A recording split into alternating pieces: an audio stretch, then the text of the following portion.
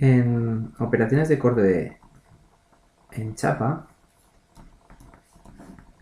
es importante distinguir entre un corte, cuando el corte es no progresivo, una especie, por ejemplo, en un zonado, en un troquelado o similar, o cuando el corte es un corte progresivo, un corte, por ejemplo, con una guillotina.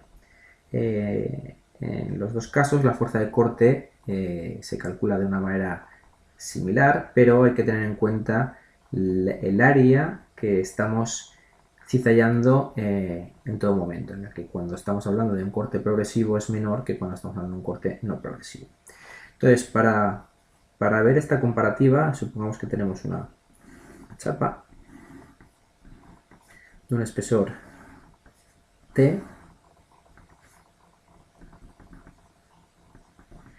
en la que estamos realizando pues cortes transversales de una longitud L.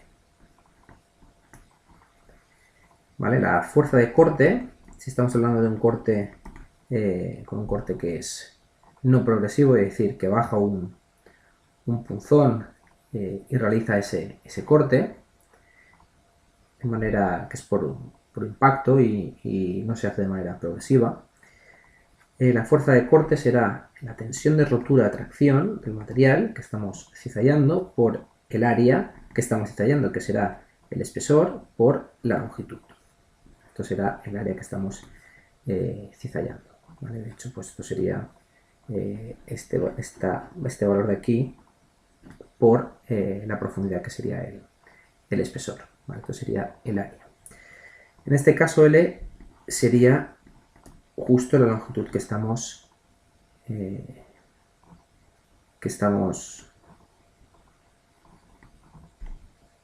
cizallando. Si estamos en un corte progresivo,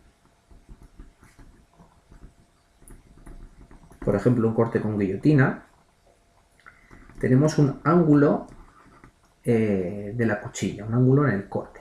Entonces ese ángulo que nos va a hacer es que el área de corte vaya siendo de forma progresiva, va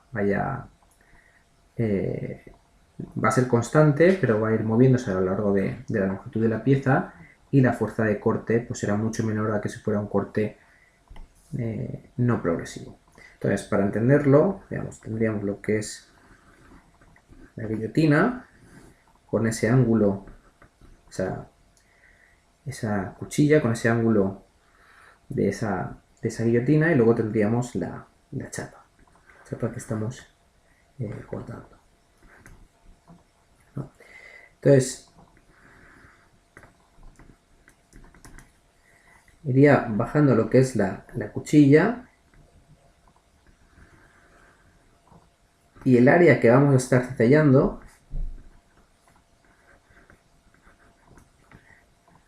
va a ser esta longitud y este espesor. O sea, realmente lo que vamos a estar cizallando es este trozo de aquí. A medida que vaya bajando la cuchilla, pues se irá desplazando y ya estaríamos, pues, por ejemplo, cortando este tramo de aquí. Pero digamos que el área de corte sería mucho menor debido a ese corte progresivo. Entonces, la fuerza de corte cuando estamos con este tipo de proceso de cizallado sería la tensión de rotura cortante por el espesor por esta longitud que estamos cortando, que solo sería la que se ve afectada por la cuchilla, ¿vale? En todo momento sería esta L que veis ahí. Vale, entonces, ¿cuánto vale esa longitud? Pues esa longitud, aunque nosotros quisiéramos estar cortando una chapa de grandes dimensiones, esa longitud será simplemente el espesor partido la tangente del ángulo de la cizalla. ¿Vale? Podemos verlo. Este sería el espesor, este sería la longitud y este sería el ángulo. Y esto sería la cuchilla.